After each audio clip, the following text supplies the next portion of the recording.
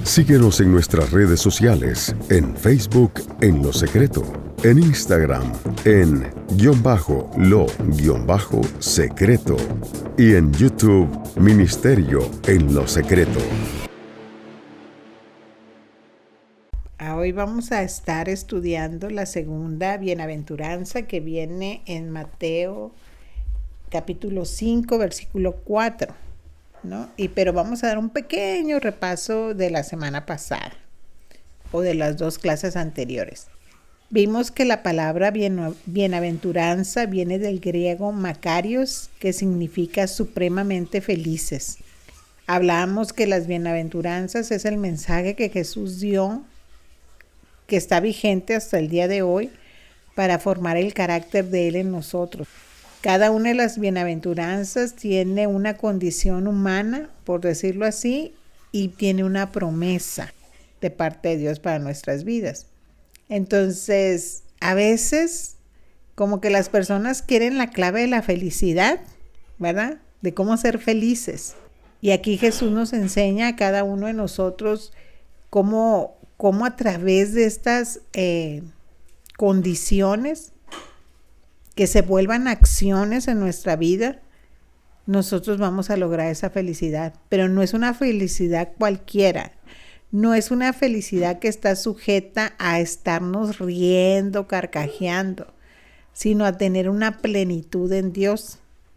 Hablábamos la semana pasada que Dios nos dice que es supremamente felices, plenamente felices, aquellos que son pobres en espíritu, y que no se refiere a una pobreza en la economía, sino se refiere a una pobreza que está formada por dos características, que es la humildad y la dependencia. La humildad para reconocer que sin Dios no podemos nosotros, no tenemos solución sin Dios. Y reconocer que todas nuestras capacidades, habilidades, destrezas vienen de parte de Dios. Reconocer que Él nos las ha dado. Hay que tener humildad para ello. Humildad, como les digo, para que esa humildad nos va a llevar a depender de Dios. A estar siempre sujetos, o más bien agarrados, abrazados de Él, para nosotros poder vivir en esa condición de realeza que hablábamos, ¿verdad? Porque dice que los pobres en espíritu, de ellos es el reino de los cielos. Y fíjense, les comento que cuando Jesús vino a la tierra, la palabra dice que el reino de los cielos se acercó, ¿verdad? Llegó a la tierra. Y ahora el reino de los cielos, al momento que nosotros decidimos entregar nuestra vida a Jesús, el reino de los cielos habita en nosotros. Porque Jesús, ¿sí?, es ese reino. Entonces, si nosotros somos esas mujeres, esos hombres que ya le hemos abierto el corazón a Jesús, el reino de Dios se ha acercado a nosotros y está dentro de nosotros, ¿verdad? Entonces somos plenamente felices. Hay una versión que ahorita vamos a escuchar de la palabra bienaventurados, que dice afortunados, afortunados. Entonces, hablaba que es la segunda bienaventuranza en Mateo 5:4, y dice la palabra: bienaventurados los que lloran, porque ellos recibirán consolación. Y les comento que esta actitud de este llanto está aunada a la primera bienaventuranza. Y ahorita vamos a ver por qué. Aquí no se refiere la palabra a cualquier tipo de llanto, ¿verdad? Porque nosotros hemos llorado por muchas cosas en nuestra vida, ¿verdad? A veces hemos llorado hasta porque tenemos mucha ira, ¿verdad? Hay gente que cuando se enoja mucho llora. Hay gente que, como es muy controladora y no se logran hacer las cosas como ella quiere, esas personas a veces lloran por eso. De impotencia, ¿verdad? De coraje. A veces lloramos de berrinche. ¿A poco no? ¿O ustedes no han llorado así como de berrinche? Y no estoy diciendo que porque están en una temporada de niños. No solamente cuando somos niños nos emberrinchamos. Aún siendo adultos tenemos esa actitud del berrinche y lloramos, ¿verdad? ¿Y por qué? Porque no se hacen las cosas como queremos o porque queremos conseguir las cosas. Y a veces optamos por ese llanto medio manipulador para causar en las otras personas como, ay, que una frase que a mí no me gusta es que pobrecita, ¿verdad? Que hay que hacer esto porque está muy preocupada o muy triste, ¿se cuenta así? Y manejamos la manipulación porque somos personas controladoras. Entonces, aquí no se está refiriendo a ese llanto. Aquí no habla sobre ese llanto, porque nosotros podemos decir, ay, yo soy bien afortunada, yo he llorado tanto, ¿verdad? Pero tenemos que valorar ese llanto, por qué se provocó en nuestra vida. Sino es ese llanto que viene de reconocer que necesitamos de Dios. Y yo creo que te ha pasado en tu vida. Te ha pasado que tienes alguna temporada donde hay tanto quebranto en tu corazón, ¿verdad? Que lloras porque estás también en un proceso. Y fíjense que aquí esa palabra de llorar que se traduce aquí en el español viene del griego, de la palabra penteo. Y este llanto, como les decía, no es cualquier llanto. Aquí se trataba de ilustrar el llanto que tienen las personas cuando están pasando un duelo por la muerte de alguien. O sea, ese es un llanto significativo. No es como les decía cualquier tipo de llanto. Aquí, como les digo, en el griego, la traducción del griego, o sea, en el original, en el griego, ¿verdad? Hago así, bueno, eso no, porque era ese tipo de llanto que es provocado en el alma por la pérdida producido por la muerte de alguien. Y yo creo que los que estamos aquí, si ya hemos experimentado que seres amados hayan muerto, y sabemos que es un dolor profundo, y ese dolor profundo provoca en nosotros un llanto que nos sale desde las entrañas, ¿no? Y es algo que nos parte, o sea, nos parte. Bueno, yo en mi experiencia personal, la muerte de mis padres fue, o sea, algo que muy doloroso, un duelo muy doloroso, el de ambos. Entonces, aquí la expresión del griego que se usó en ese momento era ese tipo de llanto, ¿verdad? Ese tipo de llanto que tiene fundamento, porque hay mucho dolor, ¿no? Entonces, aquí tampoco no habla que solamente van a ser consolados todas aquellas personas que pasan por luto. No, o sea, era como poner el ejemplo de la palabra para que fuera tan gráfico así para el entendimiento de las personas. Entonces, les decía que esta bienaventuranza se une a la primera, porque el que nosotros caminemos en humildad, reconociendo que necesitamos de Dios y que dependemos de Él para todas las cosas, porque recuerden lo que dice la palabra, que separados de Él nada podemos hacer. Entonces, ese dolor, ese llanto que provoca el poder decir, Señor, necesito de ti, ¿verdad? Y como les decía, yo creo que cada uno de nosotros hemos experimentado esos temporadas, esos tiempos, ¿verdad? Donde vamos a la presencia de Dios y le decimos, Padre, yo no puedo con esto, ¿sí? A veces decimos, ya no aguanto, creo que ya no voy a soportar más, ¿verdad? Y vemos cómo Dios nos consuela, ¿verdad? Aún en medio de esa aflicción, vemos cómo Él trae ese consuelo a nuestras vidas, ¿verdad? Yo creo que cada uno de nosotros lo hemos experimentado alguna vez o varias veces en el transcurso de nuestra vida. Les quiero leer esta versión de palabra de Dios para todos, como dice en Mateo 5:4. Afortunados los que están tristes, porque Dios los consolará. ¿Sí? Aquí les decía que esa versión que dice afortunados. Y a veces el ser humano, nuestro cerebro y nosotros mismos, el alma nos engaña y nos juega unas pasaditas. Pensamos que el estar en depresión es el estado óptimo para esto, ¿verdad? Para ser consolados, pero aquí no habla de la depresión, para que no pensemos nosotros, mira, pues quiere decir que si yo estoy en depresión, qué bueno que estoy en depresión porque Dios me va a consolar.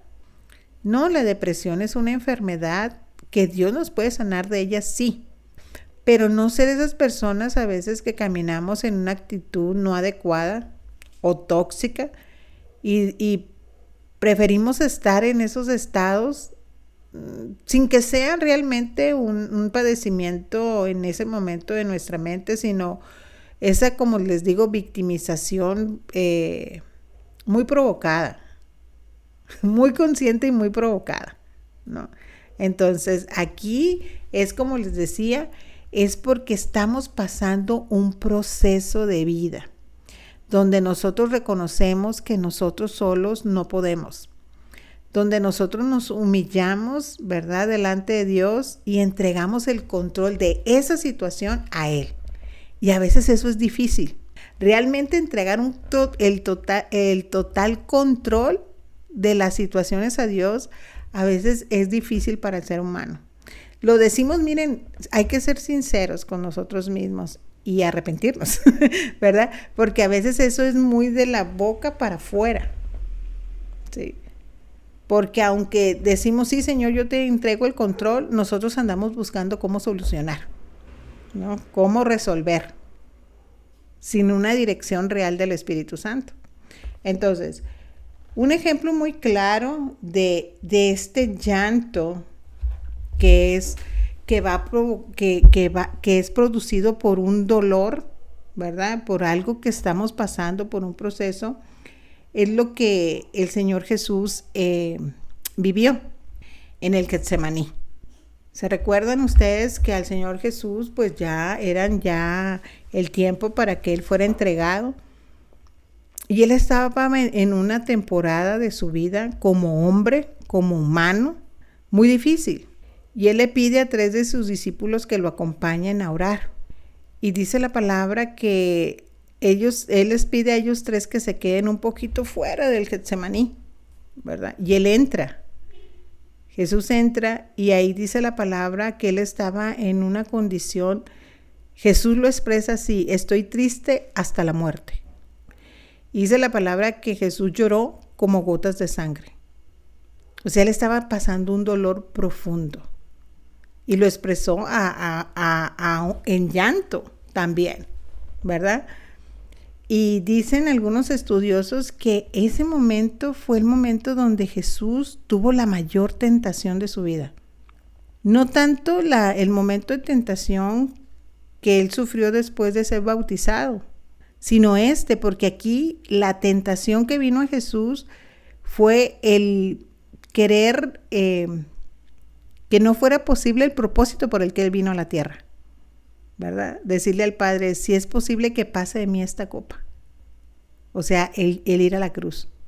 Y ahí está Jesús quebrantado, llorando, con la mayor expresión de llanto que científicamente tenía tal angustia que Él hasta sudó sangre.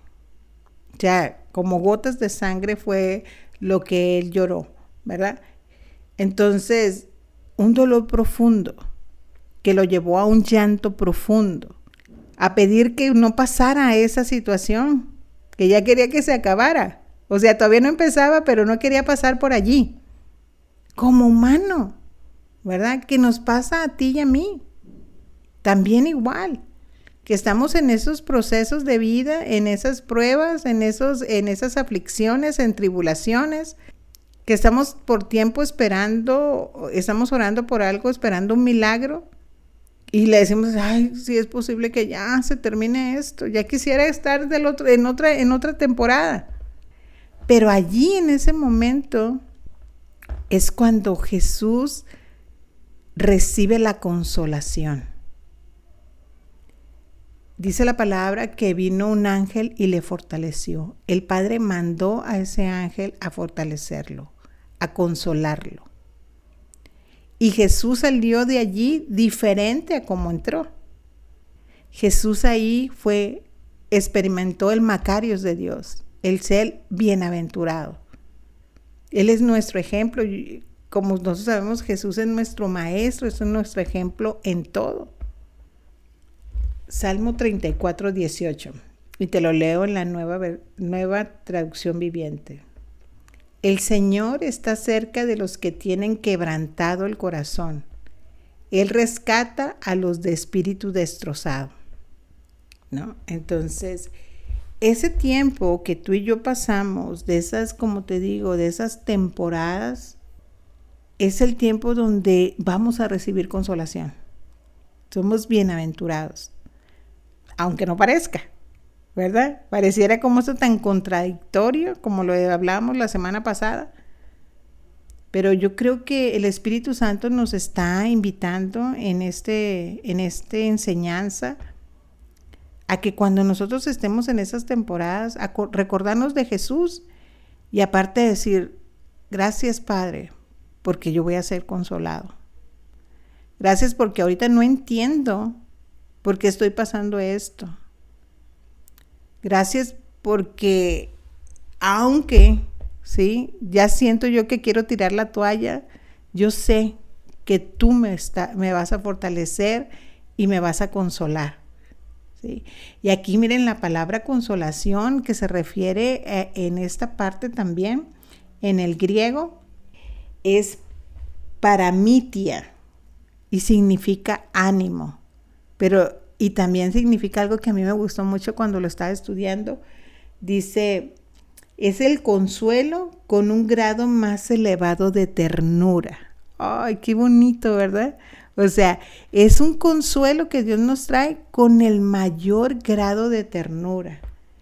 Y significa también hablar con alguien de cerca. O sea, cuando nosotros estamos en esos tiempos donde lloramos, donde no entendemos, ¿verdad? Donde la aflicción nos tiene tan quebrantados, ahí vamos a recibir de parte del Padre y de parte del Espíritu Santo y del Señor Jesús, ese que nos van a hablar cercano y nos van a tratar con una ternura. Por eso Jesús cuando salió del Getsemaní no era el mismo. Dice la palabra que Jesús pudo decir que Jesús pudo poner su gozo por delante de la cruz. O sea, más allá de la aflicción, más allá de lo que él iba a vivir. Sí, ahí puso el gozo. Jesús puso el gozo en lo que venía, en la salvación que iba a provocar en la humanidad el que él fuera a la cruz. Y nos vio a nosotros allí, ¿verdad? Ese fue el gozo que Jesús tuvo, vernos a nosotros rescatados, redimidos, salvados, sanos, ¿verdad? Entonces, cuando te digo, yo te animo que cuando estés en ese momento puedas decir, Señor, gracias, porque aquí me quedo en tu presencia, Señor. Así como Jesús se quedó en tu presencia hasta que la ternura tuya, sí, me abrace y hasta que me hables de cerquitas, ¿verdad? Que me hables de cerca. Esa es la bienaventuranza, esa es la plenitud de la felicidad. Cuando nosotros estamos en esa temporada del lloro. Fíjense la obra de Jesús en nosotros. Dice Isaías 61, 2, 3. El Señor me ha enviado a decir a los que lloran que ha llegado para ellos la hora de la compasión de Dios y el día de su ira contra los enemigos de ellos. A todos los que guardan luto en Israel les dará belleza en vez de cenizas, júbilo en vez de llanto y alabanza en vez de abatimiento, porque para la gloria de Dios Él mismo los ha plantado como vigorosos y esbeltos robles. Entonces, En esos tiempos, Dios va a transformar esos tiempos. Él nos consolará. Fíjense en lo que dice Jeremías 31:9 en Reina Valera. Irán con lloro, mas con misericordia los haré volver, y los haré andar junto a arroyos de aguas, por camino derecho en el cual no tropezarán. Porque soy a Israel por padre y a Efraín es mi primogénito. Y Salmo 126:5. Los que sembraron con lágrimas, con regocijo segarán. Entonces, esta palabra de verdad que es esta bienaventuranza es de mucha animación, ¿sí? Porque es para esos tiempos. Y yo no sé si tú estás viviendo esos tiempos ahorita. Yo no sé si en esta temporada de tu vida, en estos días, en estos meses, has estado pasando por procesos fuertes, donde tal vez no entiendas y donde vas a la presencia de Dios y lloras ahí, ¿verdad? Lloras y le hablas con el Padre y le pides, así como Jesús, ¿verdad? En su Getsemaní, tú y yo tenemos esos Getsemaní. Y no uno solo, sino a través de los años, ¿verdad? Podemos entrar a ese Getsemaní de diferentes maneras. Y tal vez, como te decía, estás en ese tiempo, en esos momentos, en esos procesos que a veces, como reiterativamente he dicho todo en esta clase, no entendemos, ¿verdad? Pero el meternos a su presencia, el estar ahí con Él, ¿verdad? Ahí donde nos vamos a expresar claramente cómo nos sentimos. Porque no tiene nada de malo que le expresemos a Dios cómo nos estamos sintiendo, el dolor que estamos viviendo. Él lo conoce, sí, así como conocía el de Jesús.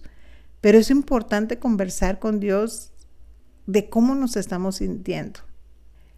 Y ahí, en ese tiempo que pasemos ahí en su presencia, en lo secreto de su presencia, ahí va a venir esa consolación. Y ahí vamos a sentir nosotros el cumplimiento de esta palabra. Que aunque estemos en lloro, Él nos consuela. Y nos consuela de una manera, como decía la traducción de esa palabra en el griego, con ternura. Y nos va a hablar desde cerca. Entonces, esto debería de provocar en nuestras vidas esa alegría interna. Y yo sé que esta palabra va a provocar en nosotros un parteaguas, una diferencia en nuestra vida y de no, cuando estamos en esos momentos, no sentirnos esas víctimas. Y a veces en esos momentos es muy fácil que el ser humano, ¿saben qué es lo que más fácil para el ser humano que pensamos y expresamos?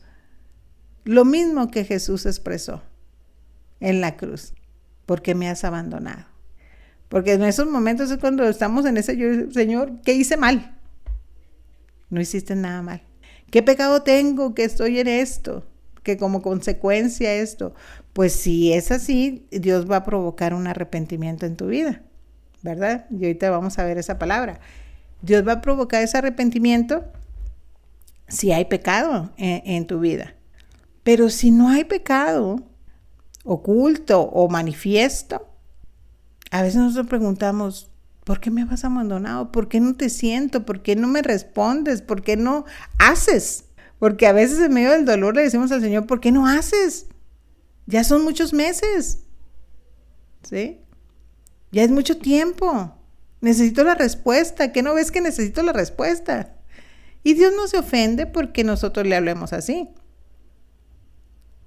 Pero entre más nosotros apliquemos la primer bienaventuranza de ser pobres en espíritu, y aunque nos expresemos en un momento así, después digamos, Señor, necesito humillarme delante de ti. Y necesito realmente depender de ti. Depender de ti tanto en tus tiempos como en tus formas, ¿verdad? Porque eso es humillarnos. Porque a veces nosotros vamos a la oración y en lugar de ser pobres en espíritu, le empezamos a ordenar a Dios o a sugerir a Dios cómo nos dé la respuesta y cuándo nos las dé, ¿verdad? Por eso les digo que están engranados estas dos bienaventuranzas. No podemos vivir una sin la otra y viceversa. No sé si ustedes lo logran como ver, ¿verdad? Y yo creo que sí, porque no es que yo sea tan inteligente, sino es lo que dice la palabra.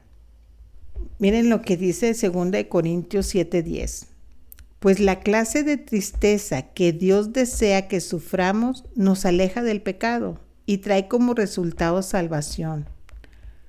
No hay que lamentarse por esa clase de tristeza, pero la tristeza del mundo a la cual le falta arrepentimiento resulta en muerte espiritual, ¿no? Entonces, esa tristeza que nos hace llorar, ¿verdad?